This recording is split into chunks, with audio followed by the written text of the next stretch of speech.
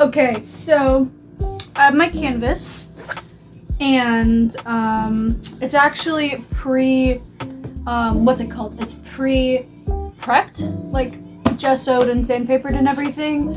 I usually like to do it twice, but I'm feeling rather lazy today. So I'm not doing that because gesso takes a long time. Even if it's watered down, it takes a long time. So I got that. I got my palette. And I didn't bring all my paints out. I'm just working with this right now. And usually I use M-gram acrylics, but this is cheaper, and I'm not going to use my more expensive M-gram acrylics when I do my base, like my base and my sketch and stuff, because that's expensive and just feels like a waste of paint. So I'm using the cheaper stuff. I think you can get this at pretty much any craft store for like $5 to $15. It's not that bad. But yeah, so I'm doing that. Got my Zona, and I have my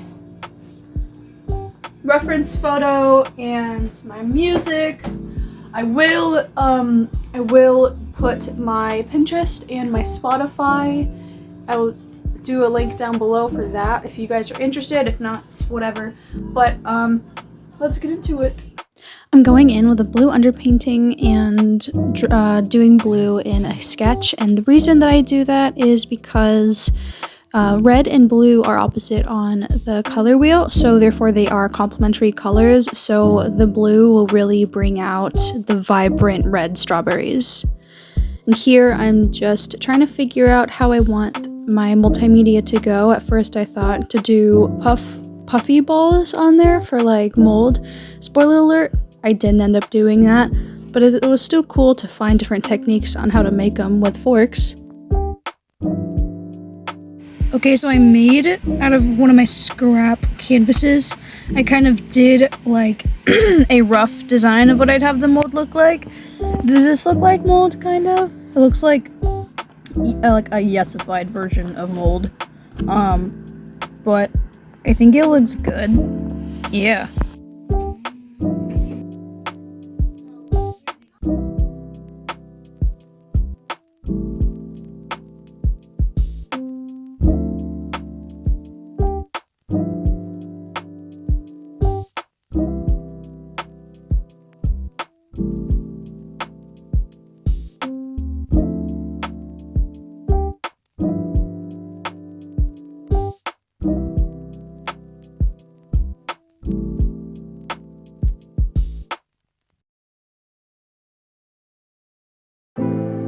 I found this painting technique really works for me. Instead of going in with all of my base colors and blocking all of the shading in and the main colors and going back in with detail, I instead just kind of focus on each section of the painting at a time, and it seems to help me be more efficient with my paintings, and it doesn't take me as long to do, and it's also a lot more of an enjoyable process to kind of see the whole painting slowly come together.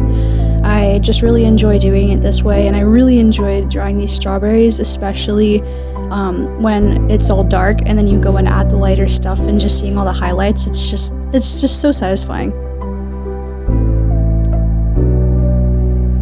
Also, sorry that my family is in the majority of my shots in the background.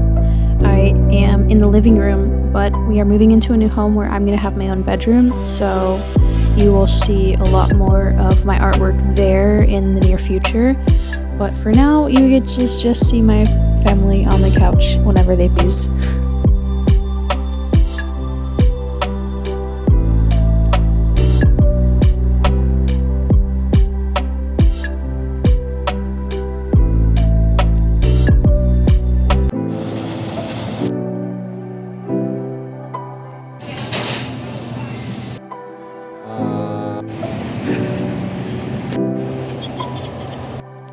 I loved drawing the glass so much. I was really intimidated at first, but I really am starting to enjoy it.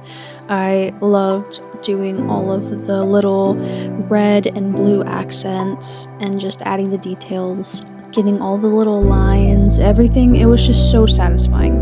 And a tip that I have for painting glass, after you do all of those little details, you can go over with a larger brush and dilute your white paint and just kind of glaze over to get that like glass look, if that makes sense. What inspired this painting for me was one day my mom was sitting down with my brother, and my brother was frustrated about his friends and how they were treating him and treating others. And my mom was trying to get him to understand that not everyone is going to be your perfect friend or partner. And people and friends are like a bowl of strawberries. You can have a really good group of friends that are really pretty strawberries in a nice bowl, and there are 1 or 2 moldy strawberries. And if you put those moldy strawberries on top, what's going to happen to the rest? They're going to get moldy too. That's kind of a good lesson and a good metaphor or analogy to think about our whole life and dealing with toxic people and toxic relationships and toxic friendships, and learning when to break off from that before their bad behaviors or their issues integrate into your life or your way of thinking. I stuck with a more subtle, darker blue background to kind of still complement and highlight on the red strawberries, which I love. And I kind of went and took that background color and kind of added some details in with the glass so it looked more transparent. And I was just adding a whole bunch of details and stuff, getting everything to look right.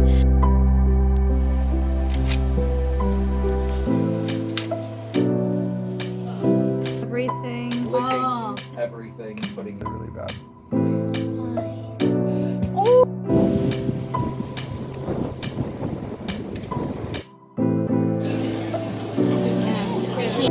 We moved into a new home, so I don't have my tripod with me, and this is my setup right now, so I can't finish recording the rest of the painting process. Now I'm just doing all the embroidery, and this was the most nerve-wracking part for me, but I'm actually really happy with how it turned out, and I am not sure if I'm going to add any more to it. Don't mind me in my bed. I just started recording, but this is the finished product. I am so happy with how it turned out. It looks so realistic, and I love the texture, and I love how I chose to keep all of this kind of hanging down. I thought it was a nice added detail, so it's not just the embroidery, because like I feel like if you saw the embroidery you would see it, but if you aren't paying attention you might not, so this kind of draws more attention to it. But I'm really happy with it. I love the color scheme and everything. All of this took about 20 hours.